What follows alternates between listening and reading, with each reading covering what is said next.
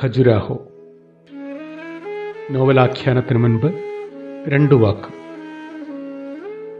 കിട്ടുന്ന ജോലികൾ ചെയ്ത് മുൽക്കി, പത്താൻകോട്, ശ്രാവസ്തി, ഖജുരാഹോ എന്നീ നഗരങ്ങളിലൂടെ ചുറ്റി സഞ്ചരിക്കുന്ന ഞാൻ ആണ് ഖജുരാഹോ എന്ന നോവലിലെ മുഖ്യ കഥാപാത്രം. അയാൾ ഒരെഴുത്തുകാരനുമാണ്. ചിലപ്പോൾ എഴുത്തുകാരനായ ഞാൻ സഞ്ചാരിയായ ഞാനിൽ നിന്നും പുറത്തിറങ്ങി അവർ തമ്മിൽ ജീവിതത്തെക്കുറിച്ചുള്ള സംഭാഷണങ്ങളിൽ ഏർപ്പെടുന്നു.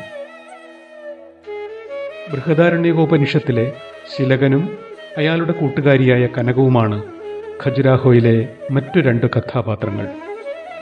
അവരും സഞ്ചാരികളാണ്, തത്വചിന്തകരും. കാലദേശങ്ങളില്ലാതെ ചുറ്റി സഞ്ചരിക്കുന്നതിനിടയിൽ അവർ മധ്യഭാരതത്തിലെ ഖജുരാഹോയിലും എത്തുന്നു. ഖജുരാഹോയിലെ ഗുഹാക്ഷേത്രങ്ങളും അവിടുത്തെ മഹാനിർമ്മിതികളും അവരെ അത്ഭുതം കൊള്ളിക്കുന്നു. എത്ര ഋഷീശ്വരന്മാരായ എത്ര കലാകാരന്മാരുടെ എത്ര നീണ്ട കാലത്തെ ധ്യാന മൗനങ്ങൾ, തപോവൃത്തി പോലെ തുടർന്ന എത്ര നൂറ്റാണ്ടുകളിലെ നിർമ്മാണ വൃത്തികൾ. ലോകത്തിന് ഇന്ത്യ നൽകിയ പകരം വയ്ക്കാനില്ലാത്ത മഹാത്ഭുതം തന്നെയാണ് ഖജുരാഹോ എന്ന് അവർ തിരിച്ചറിയുന്നു.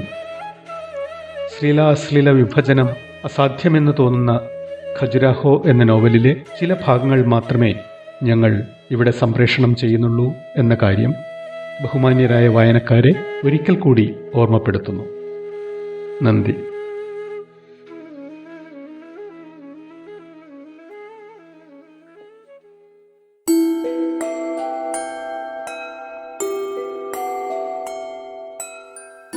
ഖജുരാഹോ. ഡോക്ടർ രാധാകൃഷ്ണൻ വേലായുധൻ രചിച്ച നോവൽ.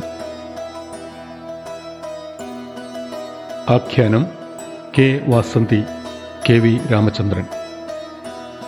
സംഗീതം ഋത്വിക് എസ് ചന്ദ്.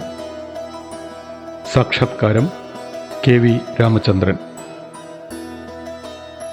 ഖജുരാഹോ.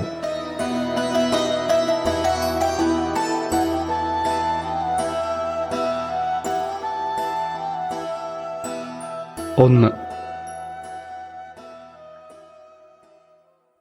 ഏതാണ്ട് 22 വർഷങ്ങൾക്ക് മുൻപ് മംഗലാപുരത്തിനടുത്ത് മുൽക്കി എന്ന ചെറുനഗരത്തിൽ ഒരു സ്വകാര്യ സ്ഥാപനത്തിൽ ജോലി ലഭിച്ച് ഒരു വാടക ക്വാർട്ടേഴ്സിൽ ജീവിതം ആരംഭിക്കാൻ തുടങ്ങുമ്പോഴാണ് വിമൽകുമാർ ഖമോഷി ആദ്യമായി എൻ്റെ ജീവിതത്തിലേക്ക് കടന്നു വരുന്നത്.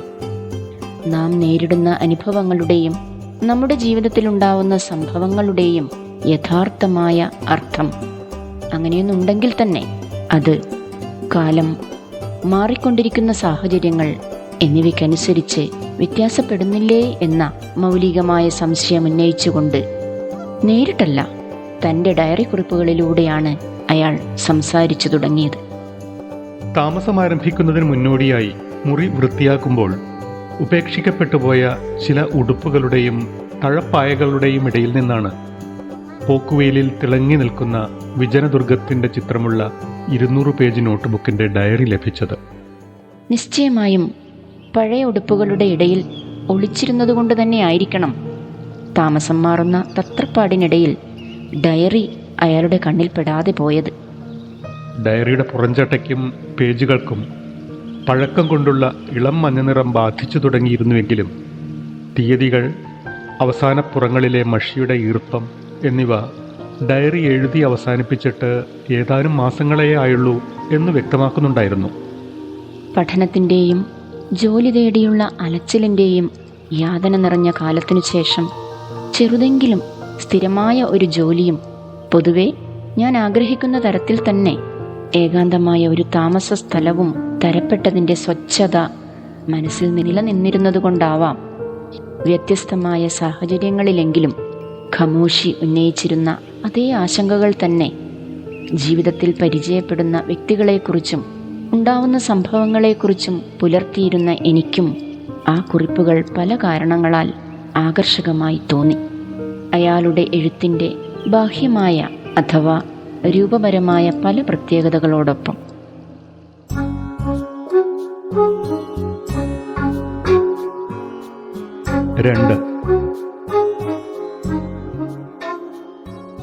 വിമൽ കുമാർ ഖമോഷി എന്ന് മാത്രമാണ് ഡയറിയുടെ ആദ്യ പേജിലുണ്ടായിരുന്ന സ്വയം പരിചയപ്പെടുത്തൽ. കറുത്ത ക്യാംലിൻ മഷിയിൽ വലിയ നെബുള്ള പഴയ റോഹ്തക് അല്ലെങ്കിൽ ക്രോംപ്റ്റൺ പേന കൊണ്ട് പേരിൻ്റെ ഓരോ ഖണ്ഡത്തിനും കൃത്യമായ അകലം പാലിച്ച് പേജിൻ്റെ മധ്യത്തിൽ തന്നെ Vimal Kumar Khamoshi, store keeper, Sylvania Hill Agro Industries Limited, Mulki, Mangalore 16, South Kanara District, Karnataka എന്ന് കറുത്ത മഷിയിൽ ടൈപ്പ് ചെയ്ത് സമചതുരത്തിൽ വെട്ടിയെടുത്ത് അവസാനത്തേതിന് മുൻ പേജിൽ ഒട്ടിച്ചിരുന്നു. എന്തുകൊണ്ട് എല്ലാവരും ചെയ്യുന്ന പോലെ ഒരു വ്യക്തിയെ വ്യാവഹാരികമായെങ്കിലും കുറെയെല്ലാം പരിചയപ്പെടുത്താൻ ഉതകുന്ന തൊഴിൽ മേൽവിലാസം ആദ്യ പേജിൽ കുറിക്കാതെ അവസാന പുറങ്ങളിൽ ഒന്നിൽ കൊണ്ടുപോയി പതിപ്പിച്ചു എന്ന ചോദ്യത്തിന് എനിക്കിന്നും കൃത്യമായ ഉത്തരമില്ല. മനഃശാസ്ത്രജ്ഞന്മാർ എങ്ങനെയെല്ലാം വിശകലനം ചെയ്താലും, സ്നേഹിക്കുന്നവർ എவ்விധമുള്ള കീഴ്പ്പെടുത്തലുകൾക്ക് ശ്രമിച്ചാലും, പരിചയക്കാരും സഹപ്രവർത്തകരും എന്തുതരം അഭിപ്രായ പ്രകടനങ്ങൾ നടത്തിയാലും മനുഷ്യ സ്വഭാവത്തിൻ്റെ വലിയൊരംശം അപ്പോഴും വിശകലനാതീതമായി തുടരുക തന്നെ ചെയ്യും.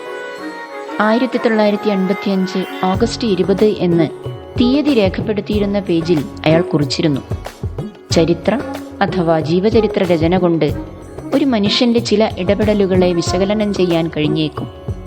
പക്ഷേ ഒരു മനുഷ്യൻ ആജീവനാന്തം ഇടപെട്ട എല്ലാ സന്ദർഭങ്ങളെയും ഒരു ഡോക്യുമെൻ്ററിയിൽ എന്ന പോലെ പകർത്താനും, കാലത്തിൻ്റെ അനന്തമായ സമയഖണ്ഡങ്ങൾക്കിടയിൽ ഇടപെട്ട് അയാൾ നിർവഹിച്ച എല്ലാ ചെയ്തികൾക്കും കൃത്യമായ വിശദീകരണങ്ങൾ നൽകുവാനും ഏതു ചരിത്രകാരന്, ഏതു ജീവചരിത്രകാരന്, ഏതു മനഃശാസ്ത്രജ്ഞന്, ഏതു സ്നേഹിതന്, ഏത് ശത്രുവിന്, ഏതു കലാകാരന്, ലോകത്തിന്നേ വരെ ജീവിച്ചു മരിച്ച ഏതു ബുദ്ധിജീവിക്ക് ആണ് കഴിയുക?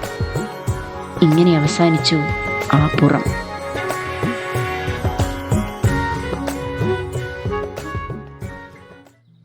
മൂന്ന്, സമൂഹത്തോട് വഴക്കടിച്ചോ അല്ലെങ്കിൽ ഏതെങ്കിലും വിധത്തിൽ സമൂഹത്തിൽ നിന്ന് ബഹിഷ്കൃതനായോ അഥവാ കൂടുതൽ ഏകാഗ്രത ആവശ്യമുള്ള സ്വന്തം ജീവിതവൃത്തിയുടെ നിർദ്ധാരണത്തിനായി സ്വയം നിശ്ചയിച്ചു തന്നെയോ പ്രത്യേക വഴികൾ തിരഞ്ഞെടുത്ത് ജീവിക്കുന്ന ഒറ്റപ്പെട്ട വ്യക്തി എന്ന പ്രത്യേക സ്വത്വത്തിന് പകരമായാണ് മനുഷ്യൻ എന്ന പൊതുഗണത്തെ ഖമോഷി ഉപയോഗിക്കുന്നതെന്ന നിഗമനമാണ് മേൽ സൂചിതമായ കുറിപ്പുകളുടെ ആദ്യ വായനയിൽ എനിക്കുണ്ടായത്. മറ്റേതെങ്കിലും വ്യക്തിയുമായുണ്ടായ അഭിമുഖങ്ങൾ രേഖപ്പെടുത്തുമ്പോൾ പോലും സാഗ്നി അത് ചെയ്യേണ്ടിയിരുന്നില്ലെന്നോ, മാളവിക ജോലി ഉപേക്ഷിച്ചത് അവളുടെ എന്ന പോലെ അക്വാഷേഴ്സ് ആൻഡ് ഫോബ്സ് യുറേക്കയുടെ ഭാവിയിലും അനിശ്ചിതത്വം ഉണ്ടാക്കാതിരിക്കില്ല എന്നോ കുറിച്ച ശേഷം തൊട്ടു പിന്നാലെ തന്നെ മനുഷ്യാവസ്ഥയുടെ പൊതുവിധികളെയും സ്വയം രക്ഷണ വിദ്യകളെയും കുറിച്ചുള്ള നിഗമനങ്ങളിൽ എത്തിച്ചേർന്ന ശേഷം കുറഞ്ഞപക്ഷം അവയെക്കുറിച്ചുള്ള സ്വന്തം അഭിപ്രായങ്ങൾ രേഖപ്പെടുത്തുകയെങ്കിലും ചെയ്ത ശേഷം മാത്രം കുറിപ്പുകൾ അവസാനിക്കുന്ന അയാളുടെ രീതി അതാണ് വ്യക്തമാക്കിയിരുന്നത്. മനുഷ്യൻ എന്ന പൊതുജീവി തന്നെയാണ് വ്യക്തിയും. രണ്ടിനും തമ്മിൽ ഭിന്നത്വം കൽപ്പിക്കാൻ അടിസ്ഥാനമൊന്നുമില്ല എന്ന പ്രത്യേക താത്വിക നിലപാട് ഖമോഷി പുലർത്തിയിരുന്നുവോ?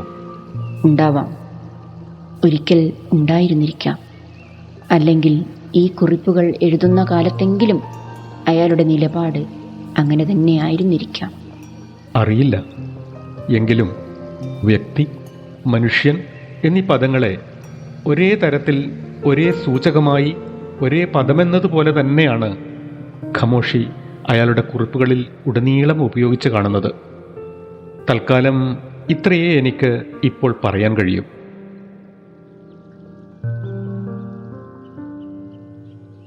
4. തുടക്കത്തിൽ 4-5 പേജുകളിലെങ്കിലും നീലയും കറുപ്പും ബോൾ പെന്നുകൾ മാറി മാറി. 9-ാം പേജ് മുതൽ നീല മാത്രം. എഴുത്ത് കൂടുതൽ കൃത്യവും ക്ലിപ്തവും. ഡയറി എഴുത്ത് ഖമോഷിക്ക് ഒരു സ്വയം നിർദ്ധാരണ ശ്രമമായിരുന്നുവോ? അയാൾ വളരുവാൻ ആഗ്രഹിച്ച ഒരു വ്യക്തിയായിരുന്നിരിക്കണം. വളർന്നുവോ? ആർക്കറിയാം.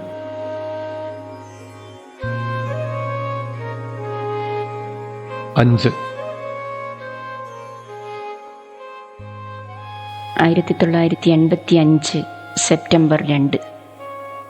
കാർലയുടെ ഹോട്ടലിന് മുകളിൽ താമസിക്കുന്ന രമേഷിനെ രാത്രിയിൽ ചിലർ ചേർന്ന് തല്ലിച്ചതച്ചു.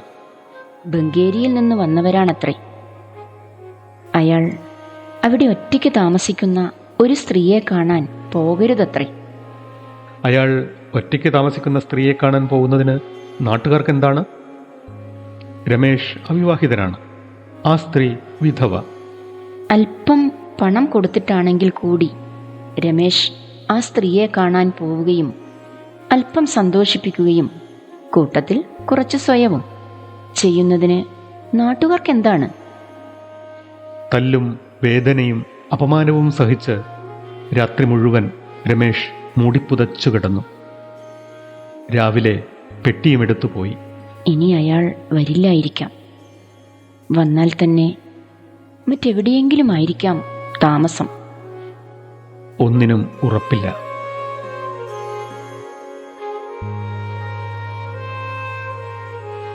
ആറ്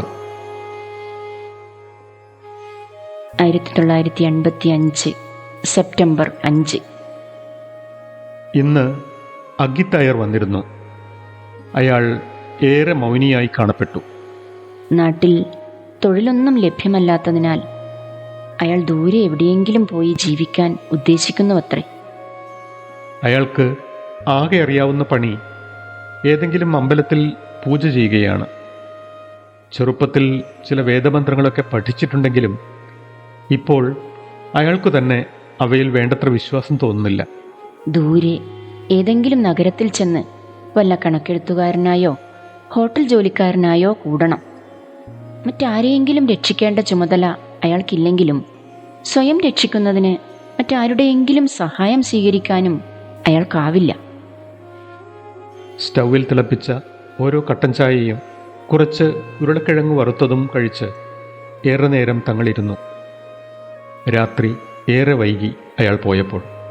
അയാൾ നാടുവിട്ടിട്ടുണ്ടാവുമോ? ഉണ്ടാവാം. ഇന്നലെ രാത്രി തന്നെ, അല്ലെങ്കിൽ ഇന്ന് പുലർച്ചയ്ക്ക്. ആർക്കറിയാം? നാട്ടിൽ അയാളെ ബന്ധിപ്പിച്ചു നിർത്താൻ മതിയായ കാരണങ്ങൾ ഒന്നുമില്ലാത്തതിനാൽ അയാൾ യാത്ര മാറ്റിവെച്ചിട്ടുണ്ടാവില്ല. അയാൾ പോയിട്ടുണ്ടാവണം ഇന്നലെ രാത്രി തന്നെ, അഥവാ ഇന്ന് പുലർച്ചയ്ക്ക്. ആർക്കറിയാം? ഒന്നിനും ഉറപ്പില്ല. ആർക്കറിയാം? ഒന്നിനും ഉറപ്പില്ല.